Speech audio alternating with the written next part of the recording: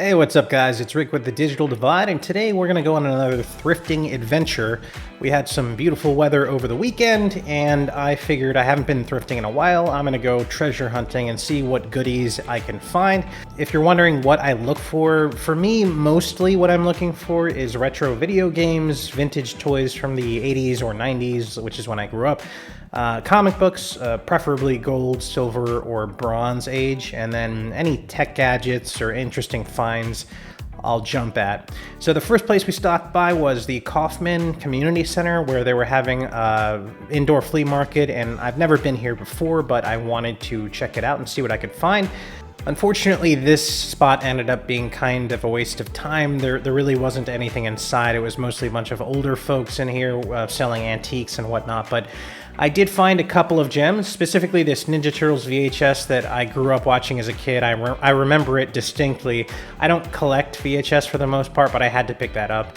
And then as I was walking back to my car, I noticed there was a couple vendors set up outside, and this guy was selling a ton of Pokemon cards. I mean, this guy had boxes and boxes and boxes. There were several hundred cards. I don't really collect these for the most part, so I didn't pick any of those up. He did have some Pokemon toys and some really cool Nintendo Switch deals, so I ended up buying a Switch game from him. And then he had a couple of toys here. This Jurassic Park Velociraptor in the box caught my eye, so I picked that up because it was only $10. And these sell online for around 25 bucks, so I'll buy this to display in my nerd room for sure. But other than that, there wasn't a lot on his table that caught my eye, so that's pretty much all I picked up here. As I was leaving, I found a house that was doing a yard sale, so I decided to stop by here, and they didn't really have anything for me, but I did see these, a lot of Halloween decorations, which made me super happy because I absolutely love Halloween. I love all things horror. I love the fall and October. It's my favorite time of the year. So I left there, and as I was driving to my next destination, I found this old barn with a sign on it that said that they were selling stuff inside. So at the risk of getting murdered by some hillbillies and having my organs sold on the black market, I decided to give it a shot and roll the dice, and I was greeted immediately with this Amish-looking woman and just a lot of dilapidated things here. They had a lot of like glassware and trinkets that didn't interest me. This looks like some kind of a paperweight. But then, next to that, I found these awesome comic book metal posters, and these are some really classic covers, so I ended up picking up a lot of those. On my way out, I found this Star Wars complete in the box set, but he was asking 70 bucks. It usually goes for around 100, so not worth it to me. I decided after I left there that I was going to make a quick stop at Goodwill to see if I could find any old video games. I did find these two PlayStation 2 games in the box. The big red one I already have, but this Medal of Honor game I did not have, so I picked that up. And then I found a 4K copy of Black Widow. You almost never find 4K copies of movies at a Goodwill, so I picked that up as well.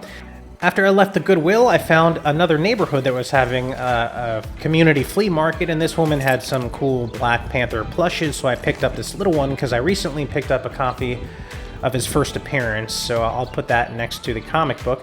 And then I found Bunnicula, and if you're wondering, yes, this is as stupid as it looks. It is literally a book about a vampire bunny rabbit. But I used to read these growing up along with the Goosebump books. James Howell wrote a bunch of horror novels aimed at kids back in the day, and they were silly like this, but it has a lot of nostalgia factor for me. My next destination took me out in the middle of nowhere on the countryside. I've never been to this flea market before, but I've heard a lot about it, so I decided I'd go ahead and check it out today. It is called the Foothill Flea Market, and this is literally two gigantic barns that have been hollowed out and turned into a flea market space. And this place is absolutely massive. There are hundreds and hundreds of vendors inside. This place even has a full-on arcade. So this is the arcade I was telling you about. As soon as you walk in on the left, you're greeted with this really cool arcade. And I was surprised to see this at a flea market.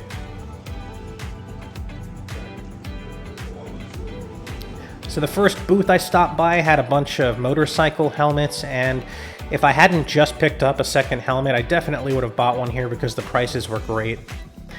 The next booth, I found some vintage bicycles, but aside from that, there wasn't really a lot here that caught my eye. Just a bunch of clothes and stuff that I'm not really interested in. At the next booth, I found this old creepy Jack-in-the-Box from Mattel, and it looked to be very old, but I tried to work it, and it was making some sounds, but nothing came out, so it's clearly broken, and I don't have the patience to try to fix that.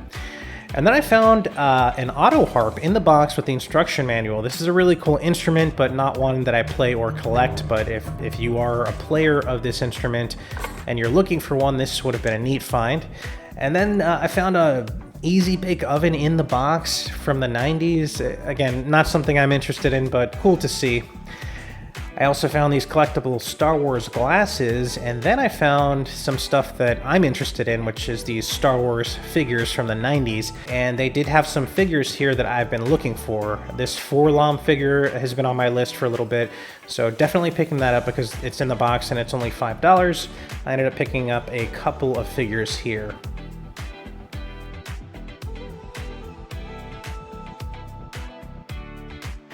Next booth that I stopped by, I found a bunch of Sailor Moon toys and then some Hot Wheels. And I found this Darth Maul toy that I would have picked up if the box wasn't in such horrible condition. But in the next box, I found a bunch of VHS tapes, and all of these were cartoons that I used to watch as a kid, or they are video game related, and they're about video games that I played as a kid. So again, I don't normally collect VHSs, but I guess I'm gonna start now because I couldn't pass on these. Again, these were all complete and sealed in the box, and they were only $3 a pop, so I picked up all of those.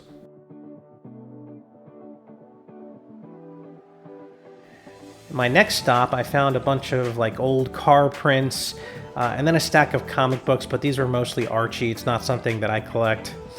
My next booth that I stopped by had a bunch of these thermostats. In hindsight, I probably should have picked these up because a lot of people collect the lunch boxes, and they'll get on eBay to find the missing thermostats to complete their sets, and they do pay a good amount of money for those.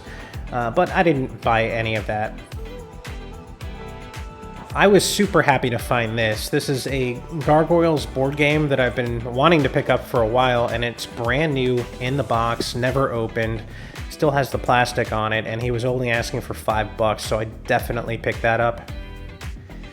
And then at the next booth I stopped by, they had a bunch of toys, but all of these were more modern toys, like this Masters of the Universe Skeletor figure. Just by looking at it, I could tell it was modern. Plus the box was shredded to pieces.